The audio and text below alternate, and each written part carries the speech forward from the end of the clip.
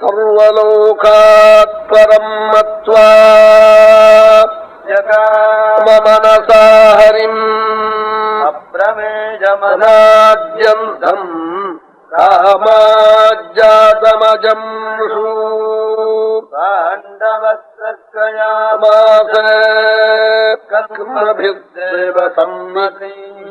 அப்ப நினைச்சாளா சுவாமி ஏதோ ஜீவன் மாதிரி பிறப்பு அடையலையா? நாமெல்லாம் நம்ம இச்சையினால வல்ல கர்ம வசமா வந்திருக்கோம் அம்மா வயத்துல. சுவாமி அவதரிச்சது காமாஜாதம் அஜம் ருஷு, பிறப்பில்லாதவன் தன் இச்சையினால வந்து பிறந்திருக்கானா?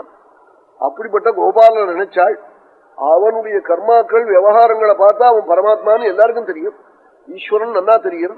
அப்படிப்பட்டவனுடைய அனுகிரகம் தான் வேணும். நாஸ்ய கிஞ்சித விஜாதம் நாஸ்ய கிஞ்சித கர்மஜம் நாஸ்ய கிஞ்சித் பவேன்மோஹ கிருஷ்ணமமன்யதா.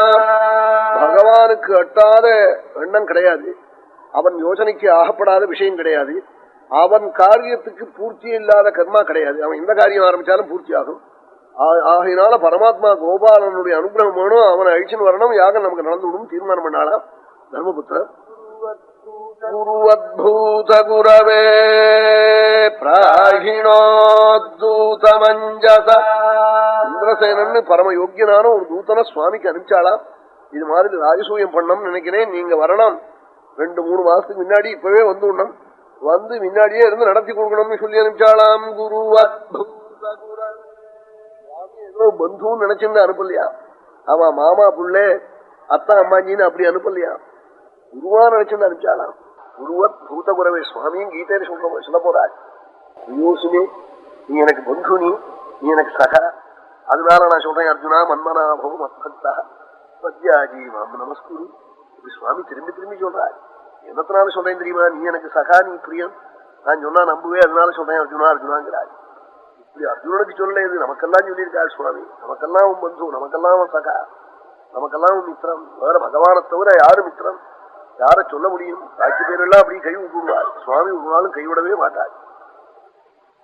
குருவத்து ஆச்சாரியனை போல நினைச்சு சர்வபூத குருவான பரமாத்மாவுக்கு தூதனை அனுப்பிச்சாலாம் வேகமாக. சப்ரபும் பிராஞ்சலி பூத்வா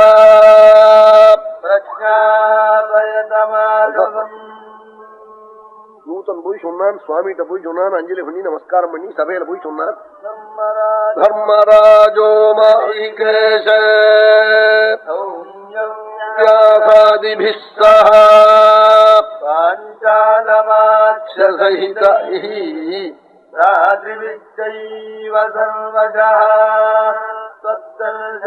மகாபாஹோ காங்க்ஷதே ஸ்ம யுதிஷ்டிரா. எல்லா பந்துக்களும் வந்திருக்காள். தூதம் போய் சொன்னானா, வியாசர் வந்திருக்காள், இன்னும் சௌமிய ஆச்சாரியனான சௌமியர் இருக்கார், இன்னும் பல தேசத்து ராஜாக்கள்லாம் வந்திருக்காள். உங்களை தரிசனம் பண்ணணும், நீங்க வந்து ராஜசூய மகாயாகம் பண்ணணும், அது உங்களுடைய உத்தரவு கண்ணு பண்ணணும்னு காத்துட்டு இருக்காள். உங்களை தரிசனம் பண்ணணும்னு ஆசைப்படுறாள் தர்மபுத்திரன்னு தூதன் சொல்லிவிட்டானா.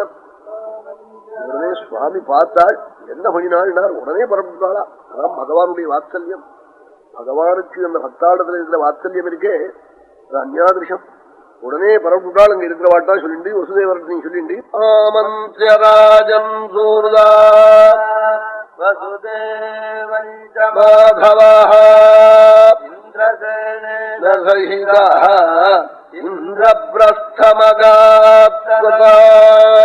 வந்துட்டாள். இந்திரபிரஸ்தத்துக்கு டெல்லிக்கு வந்துட்டாள்.